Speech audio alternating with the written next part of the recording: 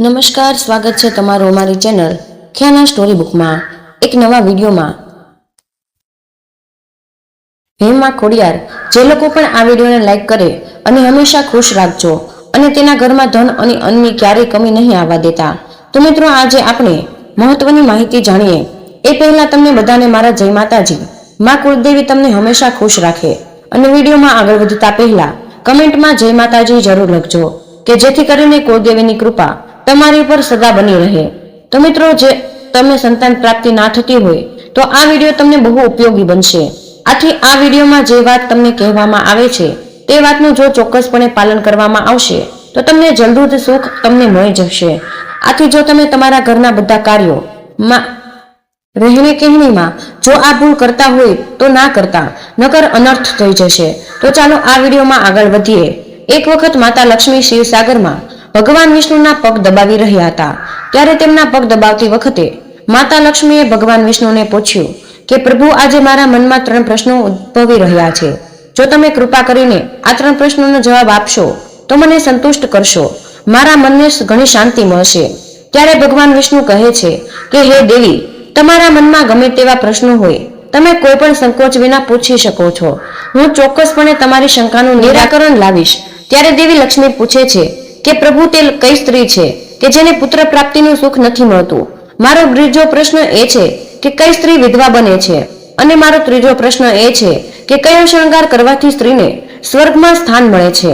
ભગવાન વિષ્ણુ કહે છે કે દેવી, તમારા 3 પ્રશ્નોનું ખૂબ જ મહત્વપૂર્ણ છે। આ પ્રશ્નોના જવાબ જગતના કલ્યાણ માટે છે। આ વસ્તુ કરવાથી સ્ત્રીને બધી પ્રકારનું સુખ મળે છે। સ્ત્રીના જીવનમાં ક્યારેય બાધા નથી આવતી। તે જે પણ કરે છે એ વસ્તુ કરે છે એમાં તેને સાચા રસ્તા મળી ન રહે છે। આથી આ વસ્તુ ધ્યાનથી સાંભળવા વિનંતી।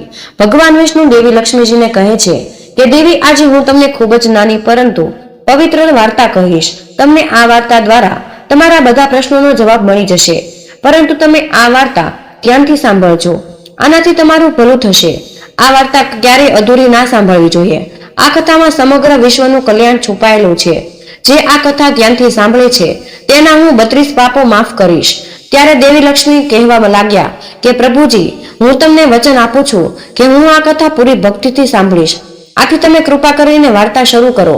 તો મિત્રો, તમને પણ વિનંતી છે કે તમે પણ આ વાર્તા જરૂર સાંભળજો, કારણ કે અધૂરું જ્ઞાન લેવાથી નુકસાન પણ થઈ શકે છે। તો ચાલો આજની વાર્તા શરૂ કરીએ। ભગવાન વિષ્ણુ લક્ષ્મીજીને કહે છે કે દેવી, એક દિવસ મધ્યમ દેશમાં એક નાનું શહેર હતું। એ શહેરમાં એક શેઠ રહેતા હતા। શેઠને 2 પુત્ર હતા અને તેના બંને પુત્રો પરિણીત હતા। શેઠના ઘરમાં કોઈ વસ્તુની કમી ન હતી, પણ શેઠની પત્નીનો સ્વભાવ ખૂબ જ દુષ્ટ હતો। શેઠની પત્ની અને શેઠના મોટા પુત્રની પત્ની બંને દુષ્ટ સ્વભાવના હતા। શેઠની પત્ની તેને મોટી પુત્ર વધુને ખૂબ જ પ્રેમ કરતી હતી, પણ તેના નાના પુત્રની પત્ની સાથે ખરાબ વર્તન કરતી હતી। ઘરની સૌથી નાની વહુ એટલે કે નાના પુત્રની પત્ની ખૂબ જ સારા સ્વભાવની અને ઈશ્વર ભક્તની સ્ત્રી હતી। તે ઘરના બધા જ કામકાજ એકલી કરતી હતી અને ઘરના કામમાં તે નિપુણ હતી। તે કોઈની સામે કોઈ બોલતી ન હતી। તે બધાની ઇજ્જત કરતી હતી। તેનામાં બધા સારા ગુણો હતા કે એક સંસ્કારી સ્ત્રીમાં હોઈ શકે। એક એવી સ્ત્રી હતી કે જેને ક્યારેય પૂછા વગરનો દિવસ નહીં જાય। આટલો સારો સ્વભાવ હોવા છતાં તેની સાસુ તેની સાથે હંમેશા ખરાબ વર્તન કરતી હતી। તે હંમેશા તેનું અપમાન કરતી હતી અને પાછળનું કારણ પણ એ હતું કે મોટી વહુને પુત્ર હતો અને નાની વહુને પુત્ર ન હતો, પણ નાની વહુએ એક પુત્રીને જન્મ આપ્યો હતો। શેઠની પત્નીએ દીકરીને જન્મ આપવા બદલ તેની નાની વહુને વારે મોણા ટોણા મારતી હતી, પણ નાની વહુ બિચારી શું કરી શકે? ભાગ્યમાં જે લખ્યું હોય તે જ મળે। ભગવાન વિષ્ણુ કહે છે કે દેવી, હવે હું તમને આ નાની વહુની પૂરી વાર્તા કહીશ। આ સાથે તમને પહેલા પ્રશ્નનો જવાબ મળી જશે કે કોઈ સ્ત્રીને પુત્ર પ્રાપ્ત નથી થતું। શેઠની પત્ની તેની નાની વહુને સૌથી વધુ હેરાન કરતી હતી। નાની વહુનું નામ સુકન્યા હતું અને તેના સાસુ સસરાને સુકન્યાને ત્રાસ આપવામાં ખૂબ જ મજા આવતી હતી। બિચારી સુકન્યા રોજ સવારે બ્રહ્મ મુહૂર્તમાં ઘરના બધા જ કામ કરતી હતી અને આખો દિવસ કામ કર્યા પછી તેને મોડી રાત્રે આરામ મળતો હતો। તેમ છતાં શેઠની પત્ની તેની નાની વહુને ધિક્કારતી હતી અને નાની વહુ જ્યારે ઝાડુ મારતી ત્યારે તેની સાસુ આવીને તેને મીણાટોણા મારતી હતી અને કહેતી હતી કે તારા હાથમાં જીવ છે કે નહીં? જલ્દી કચરો કાઢી લે। હું મંદિરે જાઉં છું, હું પાછી ફરું તે પહેલા ભોજન પણ તૈયાર હોવું જોઈએ અને અન્નનો એક પણ ઘણો દાણો ખરાબ ન થવો જોઈએ. સુકન્યા બિચારી ચૂપચાપ તેની સાસુનો ત્રાસ સહન કરતી હતી અને તેની સાસુના દરેક આદેશનું પાલન પણ કરતી હતી. પછી રસોઈ બનાવતી વખતે નાની વહુ વિચારવા લાગી કે હું આટલા ઘરનું કામ કરું છું, પરંતુ થોડોક આરામ પણ મને નથી મળી શકતો. પછી મારી સાસુ મને ક્યાંય એક યા બીજા બહાને ટોણા મારતી રહે છે. ખબર નહીં ક્યારે તેની સામે ટોણા મારવાની આદત જશે. સુકન્યા આટલું વિચારતી હતી કે અચાનક તેનો ઘરનો દરવાજો ખટખટાવાનો અવાજ આવે છે અને નાનું વહુએ વિચાર્યું કે જમવાનું તો હજી તૈયાર પણ નથી અને મારી સાસુ આજે વહેલા પાછા આવી ગયા છે. જ્યારે સુકન્યાએ દરવાજો ખોલ્યો તો દરવાજે સાધુ ઉભેલા જોયા. તે સાધુ સુકન્યાને કહેવા લાગ્યા કે દીકરી, સાધુ ભૂખ્યા છે, આ સાધુ માટે થોડું અન્નદાન કરી દે, મને ખૂબ જ ભૂખ લાગી છે. પછી સુકન્યા વિચારે છે કે જો હું આ સંન્યાસીને ભોજન આપીશ અને વચ્ચે મારી સાસુ આવશે તો મારી ખેર નહીં. થોડી વાર વિચાર્યા પછી સુકન્યા વિચાર્યું, જો હું મારી સાસુના ડરથી આ સાધુને ભોજન નહીં આપું તો મારાથી મોટું પાપ થઈ ગણાશે. આ મારા બધા જ પુણ્ય નષ્ટ પામશે. એમ વિચારીને સુકન્યાએ સાધુને ઘરની અંદર બોલાવ્યા. અતિથિ ધર્મનું પાલન કરી અને સુકન્યાએ સાધુને ભોજન કરાવ્યું. આ દરમિયાન તેની સાસુ ઘરે આવ્યા અને સાધુને ઘરની અંદર જોઈને જમતા જોઈ બહુ ગુસ્સે થઈ ગયા. તેને સુકન્યાને ધમકાવ્યું, કહ્યું કે અહીં કોઈ પણ પ્રકારનો ભંડારો ચાલતો નથી. જેતુ રસ્તે ચાલતા વિકલાંગોને પકડીને ઘરે લઈને બેસાડી દે છે અને જમાડે છે. આથી સુકન્યાએ સાસુને બહુ વિનંતી કરી, પણ સાસુએ તેની વાત ન સાંભળી અને તેની સાસુએ સાધુને ઘરની બહાર કાઢી મૂક્યા અને તેના ખોરાક પણ કચરામાં ફેંકી દીધો. અને સાસુએ સુકન્યા ઉપર ખૂબ જ ગુસ્સો આવી ગયો કે મને તને કહ્યું હતું કે અન્નનો એક પણ દાણો બગડવો ન જોઈએ, પણ તે આ શું કર્યું? એક ભિખારીને આટલું બધું ભોજન આપી દીધો. અને રડતા રડતા સુકન્યાએ તેની સાસુને કહ્યું કે મેં મારા ભાગનું જે ભોજન હતું તે મેં સાધુને પીરસ્યું હતું, એમાં આટલો બધો ગુસ્સો કરવાની શું જરૂર છે? ઘરના દરવાજે આવેલા અતિથિને ક્યારેય પણ ખાલી હાથે ન મોકલાય, આવું શાસ્ત્રોમાં પણ લખેલું છે. ત્યારે સુકન્યાની સાસુ તેના પર ખૂબ જ ગુસ્સે થઈ ગઈ અને ઘણા સમય સુધી બંને વચ્ચે ઝઘડો ચાલતો રહ્યો હતો. અને સુકન્યાની દુષ્ટ સાસુએ ગુસ્સે થઈને સુકન્યાને ઘરની બહાર કાઢી મૂકી અને ઘરનો દરવાજો અંદરથી બંધ કરી દીધો.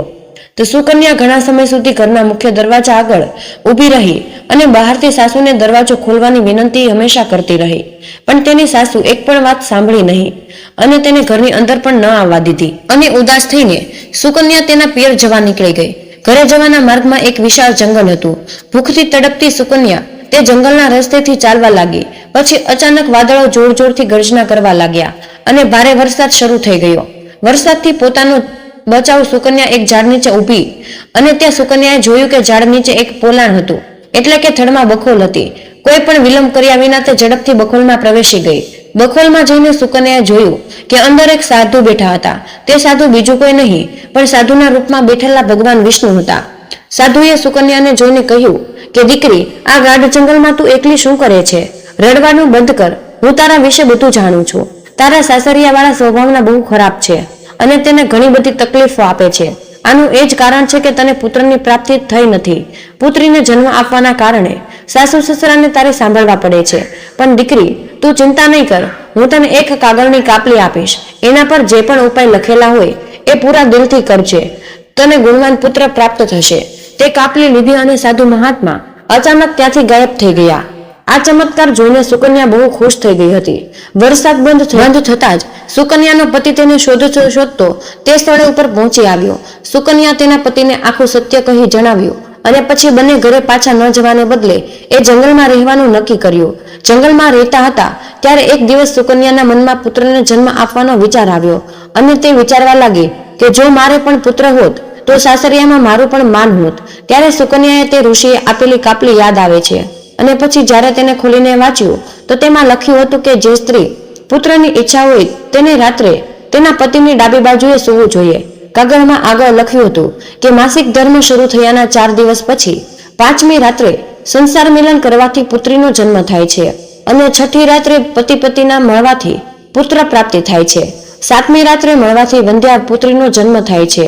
8મી રાત્રે મળવાથી બળવાન પુત્રનો જન્મ થાય છે અને 9મી રાત્રે મળવાથી એક સુંદર કન્યાનો જન્મ થાય છે અને 10મી રાત્રે મળવાથી વિદ્વાન અને ઉત્તમ ગુણનો પુત્રનો જન્મ થાય છે. 11મી રાત્રે મળવાથી સુંદર આચારવાળી કન્યાની પ્રાપ્તિ થાય છે અને 12મી રાત્રે મિલન થવાથી પુણ્યશાળી પુત્રનો જન્મ થાય છે અને 13મી રાત્રે મિલન થવાથી લક્ષ્મીના રૂપમાં પુત્રીનો જન્મ થાય છે અને 14મી રાત્રે સાંસારિક મિલન કરવાથી એક ગુણવાન અને બુદ્ધિશાળી અને મજબૂત પુત્રનો જન્મ થાય છે. ત્યાર પછી સુકન્યાએ માસિક ધર્મના વાર પછી તેના પતિ સાથે સંસાર મિલન કર્યું હતું અને ત્યારબાદ ગર્ભધારણ કર્યું હતું. અને પછી બીજા દિવસે સુકન્યાનો પતિ લાકડા કાપવા જંગલમાં ગયો અને સુકન્યા ઘરે એકલી રહી હતી. ત્યારે અચાનક જોરદાર તોફાન આવ્યું અને સુકન્યાની ઝૂંપડી ઉડી ગઈ. પછી સુકન્યા દોડીને એ જ ઝાડની એ જ બખોલમાં જઈને છુપાઈ ગઈ જ્યાં તેને સાધુ મળ્યા હતા. સુકન્યા તેના પતિની રાહ જોઈ રહી હતી. ત્યારે અચાનક બે રાક્ષસો ત્યાં આવી પહોંચ્યા. તે રાક્ષસો અત્યંત માયાવી હતા. પછી રાક્ષસોએ તે ઝાડને ઉઠાવી દીધું અને તે જગ્યાએ જ્યાં ઘણું બધું સોનું હતું તે સુકન્યાએ આ દ્રશ્ય જોયું તો તે બહુ જ ચોંકી ગઈ હતી. સુકન્યા તાજ છુપાયેલી હતી. પછી જ્યારે રાક્ષસીઓ ખોરાકની શોધમાં બહાર આવ્યા ત્યારે સુકન્યાએ એ જગ્યાથી ઘણું બધું સોનું લઈને તે બખોલમાં સંતાડી દીધું. જ્યારે રાક્ષસીઓ પાછી ફરી ત્યારે તે ફરીથી ઝાડ પર બેઠી અને ઝાડને ઉઠાવીને તે જંગલમાં પાછી આવી ગઈ. રાક્ષસીઓના ગયા પછી સુકન્યા તેના પતિ પાસે ગઈ અને સાથે ઘણું બધું સોનું પણ લઈને ગઈ. ત્યારબાદ પતિ પત્ની બંને ઘરે પહોંચી ગયા. પછી સોનું તેની સાસુને આપ્યું અને તેને આખી હકીકત જણાવી. તેની સાસુ ખૂબ જ ગુસ્સે થઈ ગઈ અને બોલવા લાગી કે મૂર્ખ સ્ત્રી, તું આટલું જ સોનું લાવી છે? આટલા સોનામાં શું થાય? જો હું ત્યાં હોત તો ઘણું બધું સોનું લઈને આવી હોત. પછી તેની સાસુ પણ તે જંગલના ઝાડની બખોલમાં જઈને સંતાઈ ગઈ અને રાક્ષસીઓની રાહ જોવા લાગી. પછી તે બે રાક્ષસીઓ ત્યાં આવી અને પછી તેઓ ઝાડને ઉપાડીને બરફના પર્વતો ઉપર લઈ ગઈ. જેથી સુકન્યાની સાસુ ખૂબ જ ગુસ્સે થઈ ગઈ અને બોલવા લાગી કે તમે આ મને ક્યાં લઈ આવી છો? અહીં તો માત્ર બરફ અને માટીઓ જ છે. પછી તે રાક્ષસીઓને એનો અવાજ સંભળાયો અને જોયું તો એક વૃદ્ધ સ્ત્રી ઝાડની બખોલમાં છુપાઈને બેઠી હતી. રાક્ષસીઓએ તેને બહાર કાઢી અને બર્ફીલા પહાડ પર ફેંકી દીધી. જમીન પર પટકાતા તેનું મૃત્યુ થઈ ગયું. હવે અહીં સુકન્યા ખૂબ જ આનંદથી જીવન જીવી રહી હતી. પરંતુ સુકન્યાની સાસુ પાછી ન આવી. તેથી સુકન્યાએ તે ઝાડની બખોલમાં જઈને જોયું તો ત્યાં તેની સાસુ ન હતી. તેને સમજાઈ ગયું કે તેની સાસુનું જીવન લોભના કારણે સમાપ્ત થઈ ગયું છે. અને ભગવાન વિષ્ણુ કહે છે કે હે લક્ષ્મી, જે પણ સ્ત્રીને પુત્ર પ્રાપ્તિની ઈચ્છા હોય તેને સુકન્યાને આપેલી કાગળની કાપલીમાં જણાવેલા ઉપાયનું પાલન કરવું જોઈએ.